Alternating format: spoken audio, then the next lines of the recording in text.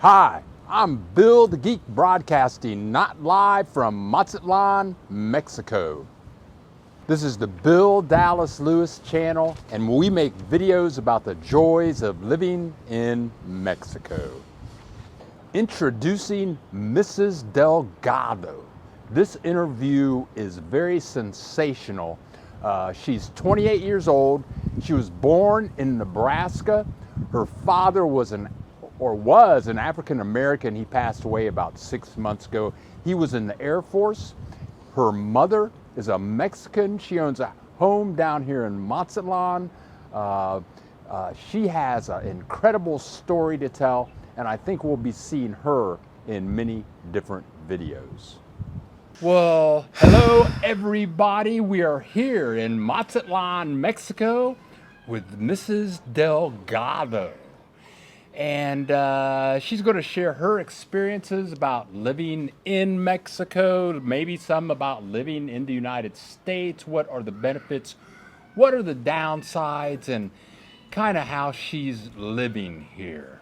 Thank you very much, Ms. Delgado. Thanks for having me. I'm so excited and nervous. So where,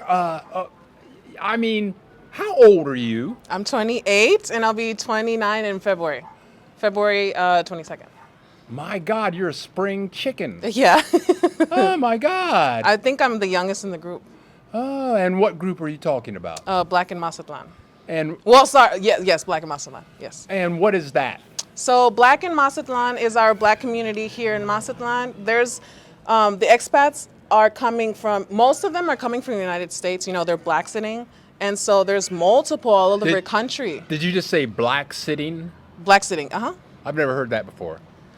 Black sitting is black people exiting from the United States. Oh, black sitting. Yes. Did I say it right? Wrong? Oh. I've never heard it before, so I don't know. Haven't? No. Oh, it's a big thing. Yeah. So I'm black sitting. Yes. Okay. Black sitting. I black sitted. Yes. You already did it. You've been here. I did it. Okay, right on. Like 17 years ago? Yeah, 18 years 18 ago. years ago, yeah. Black sitted. Oof, you were one of the pioneers. Ooh, okay. Yeah. So tell us more about the group. So Black in Mazatlan started 2 years ago during the pandemic. I think around June.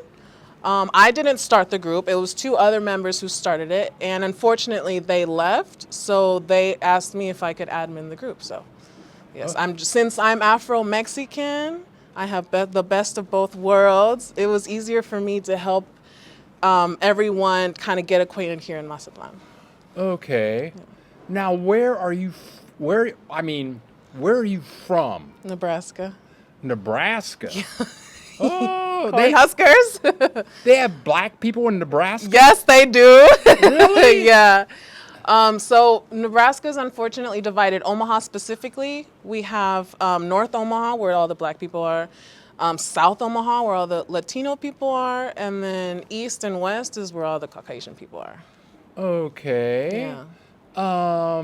Now we've communicated many times through your group, and your group extends to WhatsApp, to a WhatsApp group, and I was invited to come over here. We sat at we sat at this table some months ago with the group, and your mother was here. Yes. And your mother is inside right now, Yeah. Martha. Yes, Martha. And she told me that your father was in the Air Force? Yes, he was in the Air Force for 22 years. And that's how they met? Something like that? No.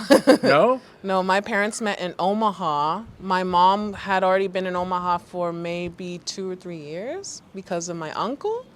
And they met at community college, Metropolitan Community College. And your mother is a Mexican, is she? Yes, from Mexico City. Okay. Chilanga. Chilanga? Yes, Chilanga. Chilanga, oh, okay. Okay, so now because of that, so your father's black, your mother's a Mexican, you're an American. So how many times have you been to Mazatlan?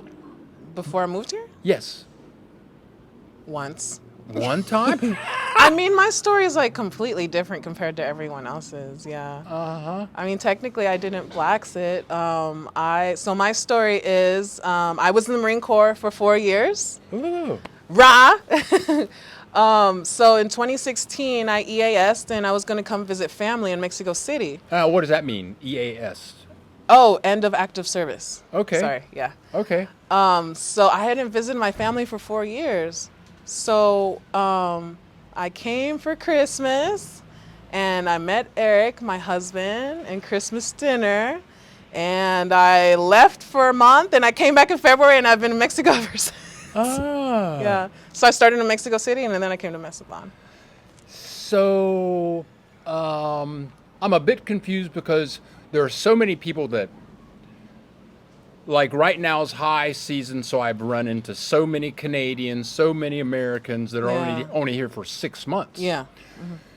Are you going to stay here for a while, like for forever? Or are you going to go back to Nebraska when it gets warm, or how does that work? No, I'm here full time. I stay here.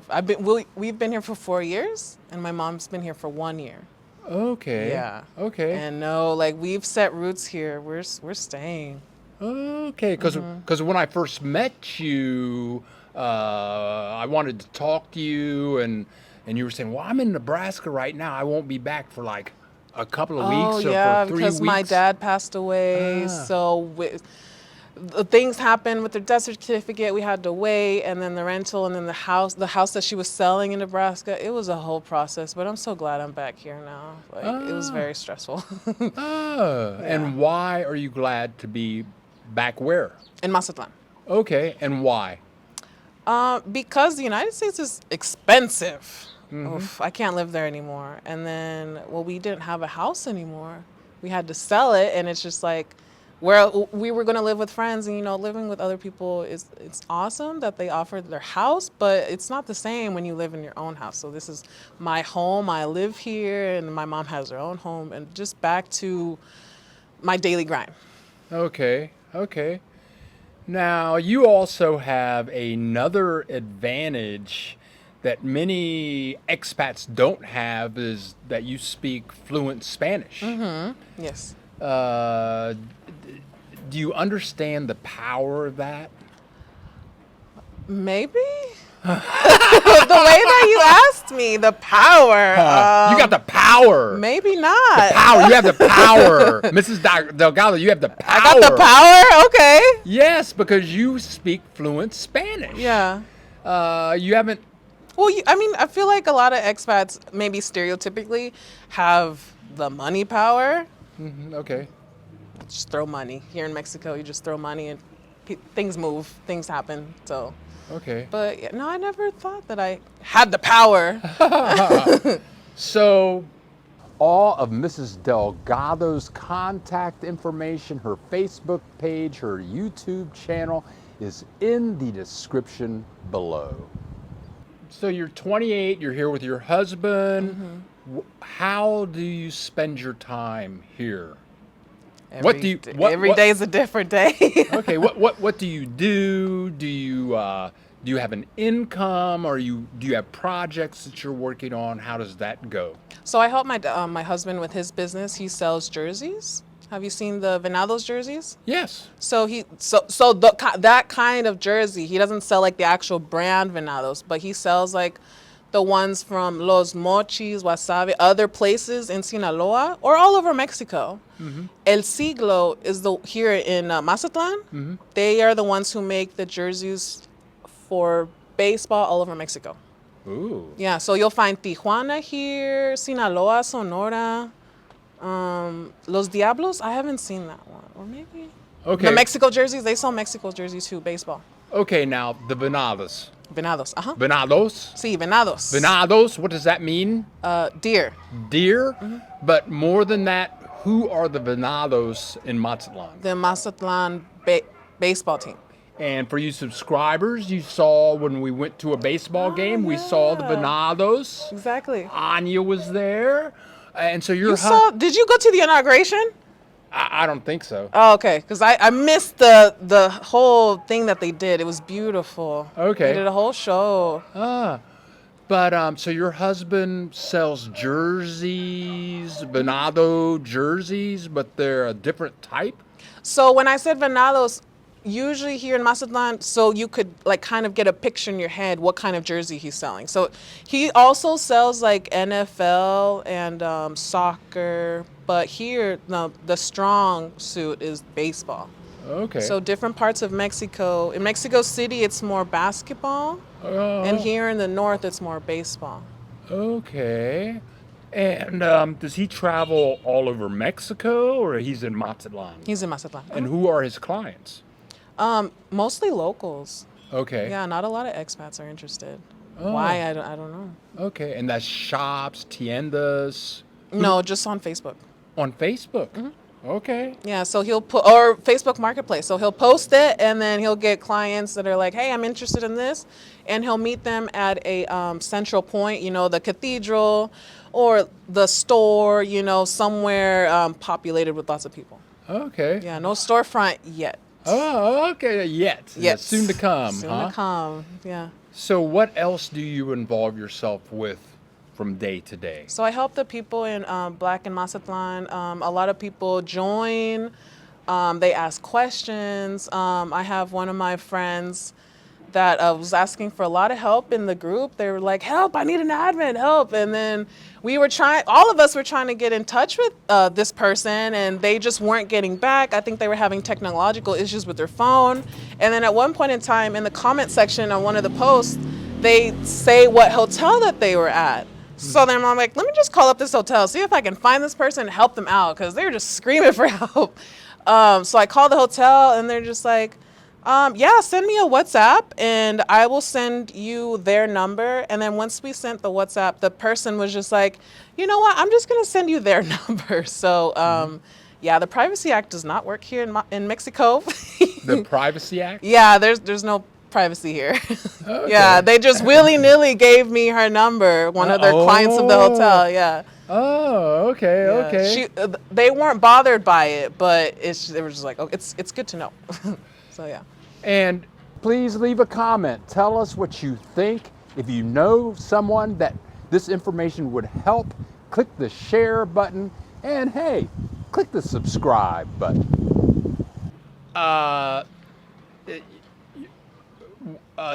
Your blacks in Mexico Facebook group.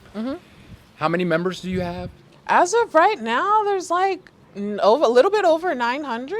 Okay, and there's, I don't know what the WhatsApp situation is, but many of those people are on the WhatsApp platform. The WhatsApp is for people that us in the community have already met, because, you know, starting new things comes with, you know, its quirks and its kind of issues. So we've been working them out.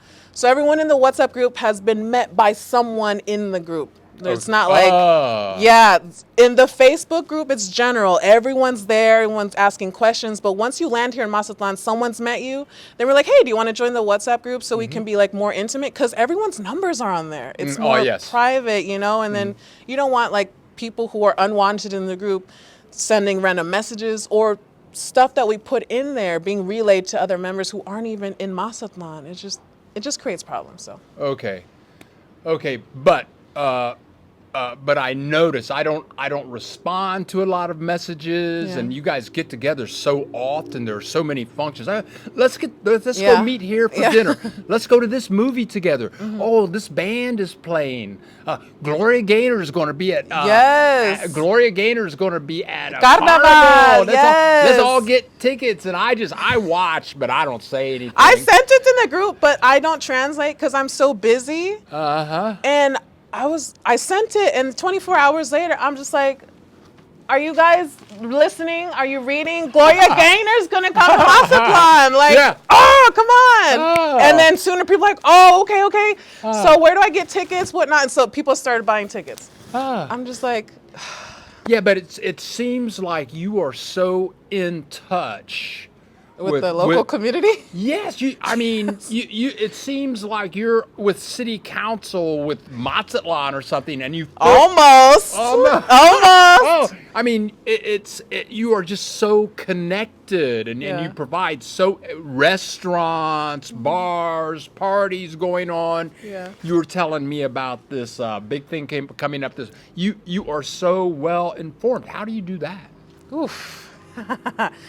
The Mexicans here in Mazatlan love their WhatsApp groups. So I'm in like 10 different local WhatsApp groups. I'm in Emprendamos Más, which is the incubator for entrepreneurs here in Mazatlan, created by the Secretary of Desarrollo Económico, which would be like developing economy, pesca, fishing, and tourism, Piti Velarde. And he's iconic here in Mazatlan. He's very well known because back in the day, he was a party planner. He threw some amazing parties. So he is very big on entrepreneurs in Mazatlan. Okay. And he gives us space. And he seems very genuine. I feel like he's very genuine. So those contacts, like from joining that group, sorry, not that group. It's the business course that I had posted a couple weeks ago. I graduated already. From joining, like so many opportunities have come up. Mm-hmm. He already knows me when he sees me on the streets. He's like, hey, and then he puts me up on his page and everything. I'm so grateful. So from that group, I have that's where I got my first interview, and that's where I came out in the newspaper. Okay. Yeah, people learning about Black in Mazatlan, the local newspaper. Okay. Yeah. And my name is Bill the Geek, but I'm 66 years old. I've only lived in Mazatlan for 8 months. You're a celebrity too. Come on. But as far as technology, new things are always happening, and I didn't know that WhatsApp. I mean, I use Facebook groups to find things out about Mexico where I'm going to visit and all that type of thing. But I didn't know that WhatsApp groups were so big in Mexico. And many people who are thinking about moving to Mexico or visiting Mexico. Download that app. Some people don't even know about the app itself. I think you can't live in Mexico without WhatsApp. Really. They don't communicate on SMS. Okay. Facebook Messenger, Facebook. You need to download Facebook and WhatsApp because a lot of expats, like younger expats, don't use Facebook anymore. It's like mostly Instagram and TikTok, but a lot of the locals here communicate on Facebook Messenger. They sell things on Facebook Marketplace. Like Facebook and WhatsApp is very big here. Okay. Yeah, from my experience, all generalities are false. All generalities are false, but every Mexican uses WhatsApp. Yes. if you're homeless Mexicans use WhatsApp. Yes. I don't know how they have cell phones, yeah. Right. Okay. We're going to have to do many more interviews together. But I would love that. But you're here from Nebraska. Mm-hmm. How much time did you spend in Nebraska? So like in my life? Yeah. 18 years. 18 years, is that when you joined the service? Yes. Okay. How many people of color you mentioned, I forget if you mentioned this to me when we were on camera or off camera, but can you tell us, and that was Omaha, Nebraska. Yeah, Omaha. Can you tell us about Omaha and being a person of color in Omaha? What was that like? So my experience was really different. I was actually bullied by African Americans when I was growing up. Yeah, at one point in time, I was on a bike at the lake and they wanted to push me into the lake with my bike. From what I remember, I was actually pushed in the lake, but my mom remembers that they threw me off my bike, but I never made it into the water. What was another experience? I remember from our house in North Omaha, it was up the street and all these girls surrounded me. They wanted to comb my nappy hair. I guess my hair was too nappy. I have pictures of my mom like actually styling my hair. But I have pictures when I'm like 3 and it's like all shaved. So I have no idea what happened that day, but apparently my hair was nappy and they were coming at me with a comb because they wanted to comb it. Thank God someone ran to my house, got my dad. My dad was 6'4". He was very intimidating. Okay. As soon as they saw him, they went running. That was a scary experience. And then, what was another one? One time a friend made me eat dog food to leave their house. Ooh. Yeah. Ooh. When I was a child, the school counselor said it was because I had like a normal family. I had a mom and a dad, and a lot of kids at that time maybe were living with grandma or just mom or just dad, or like they were living, in the system. Okay. But now, like looking back at it, maybe it was because I'm a lighter skin tone. Okay. Maybe I wasn't accepted because I wasn't 100% black. Okay. So. And your pronunciation is it ain't soul brother-ish, okay? My dad spoke very pronunciated, very like, I don't want to say educated. I don't know how people call it that. It is what it is, okay? I grew up completely Mexican. I'm not going to lie. My dad didn't put any of his culture onto me. So everything I know as I grew up is all Mexican. I know all the Mexican singers. I don't know any black singers. I know Luis Miguel. Like my whole culture is Mexican. So it's very unfortunate that he didn't put any culture onto me. So I don't know some terms that some people use. Yeah, like talking in code. Or sometimes here in Mazatlan when we get together, we'll play, what is the game? Charades? No, it's not charades. It's cards, and you have to it's like the first letter of every word of something, and you have to figure out what's going on. I don't know. And it's like black specific.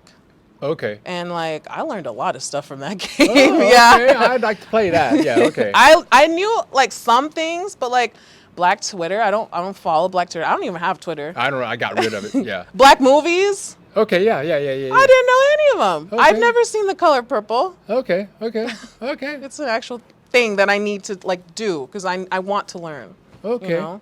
Okay. Now we're gonna be wrapping this up kind of shortly. We go live every Saturday at 10 a.m. Central Time. Click the subscribe button so you get a notification.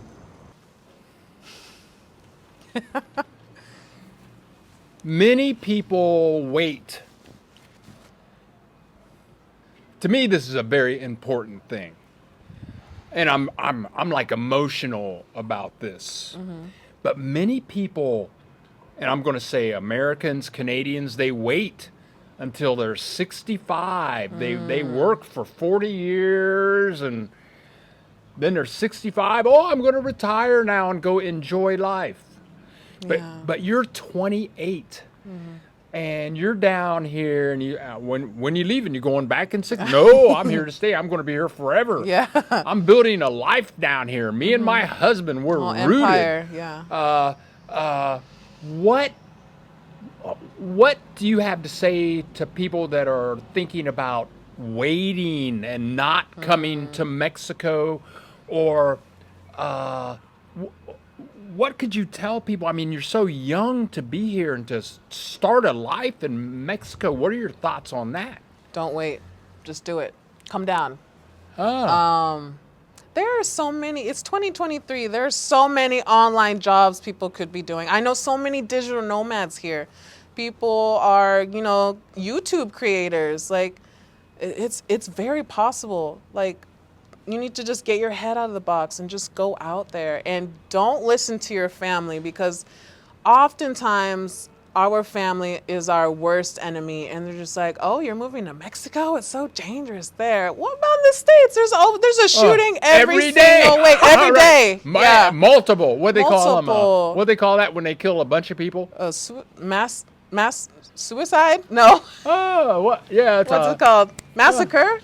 Well, that's what it is, but they call it. They got new names for it every day. Okay. Genocide? I don't know. Oh, whatever. Yeah. But we all Mass know killings. mass killings. We all know what you're talking about. Wow. Okay. Oh God. A lot to process. It is. Yeah. It is, and I'm so excited for you and your young life. Thank you. And we'll get together and we'll be talking about some other topics about many different things, Ms. Delgado. Okay, thank you. So thank you very much. This is Bill the Geek and Mrs. Delgado. Bye. What is the name? You have a YouTube channel. Yes, it's called Más Local, which I created for the community because everyone's always asking me, where can I get this? Where can I get like handmade jewelry, handmade things? Because here in Mexico, like people are hustlers. Like they can make anything, they can do anything. You can get your nails done at home. You can get your hair done at home. Like, so I'm always like sharing all my info. And I was like, let me just make videos and promote these beautiful brands. Mm-hmm. These beautiful entrepreneurs that, you know, are just starting. Like, I'm not going to recommend Walmart or like some big hotel. Like these are more local. That's why it's called Más Local. Más Local. Más Local. That means more local. Yes.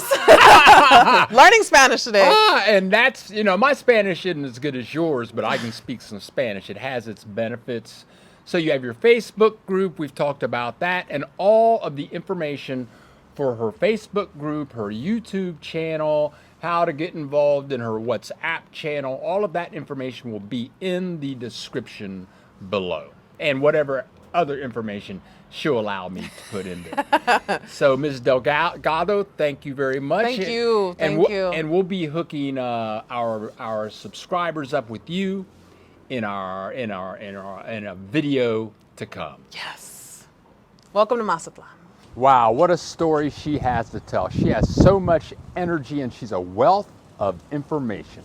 I want to thank Mrs. Delgado for sharing time with us. And if you're new to our channel, click that subscribe button because we have many more videos to come. Thanks for joining us and we'll see you in the next video.